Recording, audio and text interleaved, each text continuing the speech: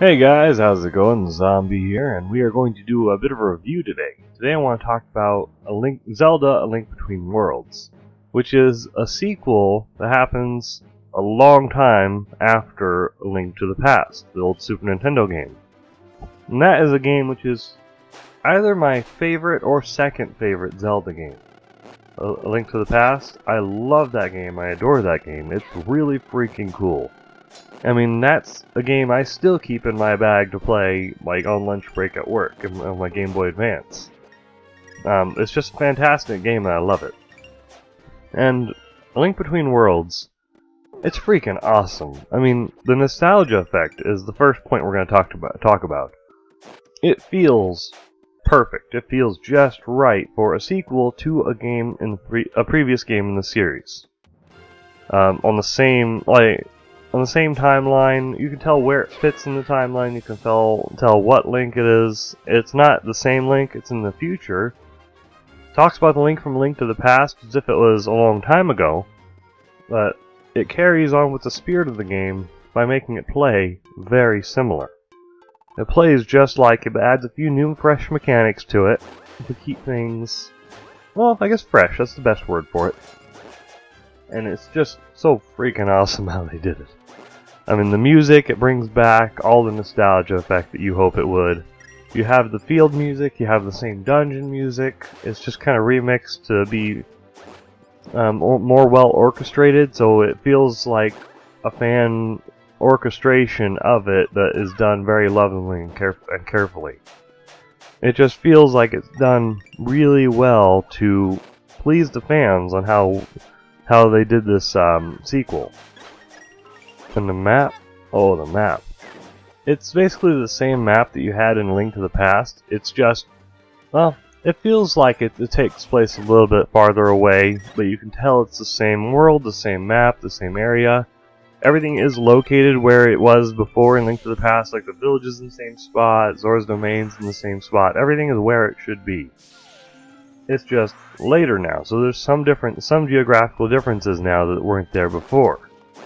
And it works out very well. It feels just like you know where everything is, and it's like, oh, I remember this place. That's the entire feeling you get through the whole game. It's like, oh, I remember that place. Oh, that's a little bit different now, but I remember that. Things like that. It feels just like it.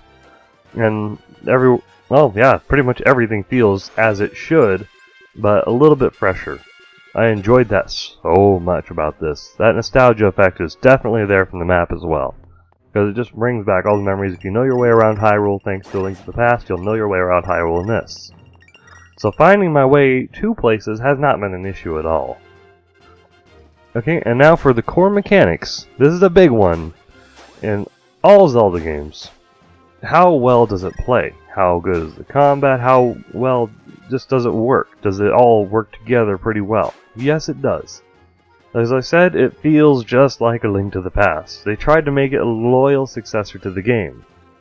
And by that, they basically gave it the same controls, added a few little mechanics here and there, like the being able to go into the walls and art as pictures, and crawl along the wall to get across gaps, or to get around walls that you wouldn't have seen before. Because now you have to think in a new dimension. It's a 3D style game with a top-down view, but there are objects behind objects. So it really changes and adds, in a good way, to how the puzzles are handled in this game. It just gives it the extra depth, extra layer of depth. And it makes things that little bit more challenging, and it's a lot of fun. So it gives it that extra step for veterans of Link to the Past, for people who want to play Link to the Worlds and then experience something of that style, but just with a little hint of extra on top of it.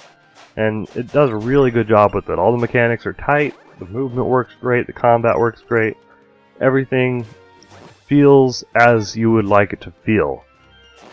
And the only downside probably is that it has to be on a handheld console, you know? It's not something that you're going to have on the Wii U or anything like that. They're probably not going to do a main console release for those controls. So you have to deal with handheld controls. Other than that though, it works beautifully. The game's awesome. Mechanics work good. Okay, now for the graphics. The graphics are actually pretty freaking good. As you can see on there, I had to run it through an emulator so that I could record it with Bandicam, because I don't know how to record things on a 3DS yet.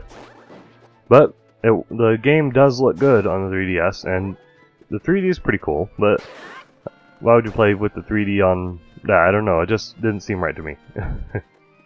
But it looks good, it feels good, and the graphics, like, it's not just about how it looks in this part, you also have cutscenes and little movies that work very well, so you get to see the emotion of the characters, you get to see their faces, and you get to see interaction between them, not just from the top-down view. They'll actually have little movies here and there, so it feels like a more complete, modernized Zelda game in the original styles. So, their ability to add in those 3D cutscenes, it just added that much on top of it, and it just was amazing. And the particle effects in this look awesome. Everything looks like what if they made Link to the Past with modern day graphics. You know? I'm sure it's only what the 3DS can handle, but it looks really good. And it does look better than Link to the Past, because that was 16-bit graphics. This is something that's way, way farther along, and they tried to keep it loyal, but fresh. And they did a good job. Now for the sound, oh man. I love having, I'll just stand there and just listen to the music. The music is fantastic in this. And the sounds are just on key. The sounds Link makes when he walks on the ground, it makes different sounds depending on what he's walking on. When you're swinging your sword, if you hit something, everything just sounds on point and nostalgic to what you remember before. And it's just fantastic what they did that. Even like the notification sounds when the enemy sees you, it's all just like, oh, I remember all this. I'm loving it. I'm young again. When you're old and above 30 like me, then this is just awesome. But the music is fantastic. You'll just sit there and listen to the soundtrack and be like, oh yeah, I have a quest to do. I should stop just wandering around. But it sounds good. You'll just sit there in the Lost Woods, or you'll just sit there roaming the fields, just because you like the music. It's a really good soundtrack, and you're gonna enjoy it. It's Zelda, it has good music, and it's very nostalgic of A Link to the Past. So you're gonna enjoy that, regardless. Now for the enemies and fighting them, there are some change-ups that I guess I like, and adds a bit more challenge to the combat. When you're fighting enemies now, the combat is a bit more tight. When the distance that your sword has to go, I guess it's a bit more tight and controlled. You have to be a little more accurate than you used to. Before, when the enemy runs at you, you just walk a little bit above their sword and you can slash at them without any risk of getting hurt. And it was kind of a cheap way to fight them, but now they kind of done away with that for the most part, and they made it a little bit more precise. So it just adds an extra level of, well, I wouldn't say stressfulness, extra level of just having a little more precision, and it's nice. It really makes it feel a bit more controlled, like they put a little more time to balancing it. So you don't feel overpowered at any time, like completely overpowered. It's like, holy crap, there's 3 enemies, I probably have to get to one side of the screen so I can take them on. Yep, pretty much. And for the story is good. I'm really enjoying it. I mean, it has a very well done narrative. I can't pronounce my own language. It has a very well done narrative, and it just flows very well. And there's side quests, you can go take care of those, and they don't interfere with your main quest at all. And it leads you to new cool areas that you can explore where you're just enjoying the journey. It's a lot of fun. And the side quests aren't massive quests that take you forever to do. Not like the Big Goron Sword in Ocarina of Time, no. Like, I had to go deliver milk to a guy on the mountain, you know? Things like that. And then you get to explore this whole new area that you didn't even realize was there. You know? It was just, like, all these inside caves, and it was just amazing. I enjoyed it, every bit of this. The story, it's a good, in-depth story. At first you're like, wait, why can he do that? Or, who's this guy? Wow, he looks wacky. But it carries up, and it holds up to the Zelda tradition of giving you a decent story and carrying through with it. I enjoyed it. It's a lot of fun.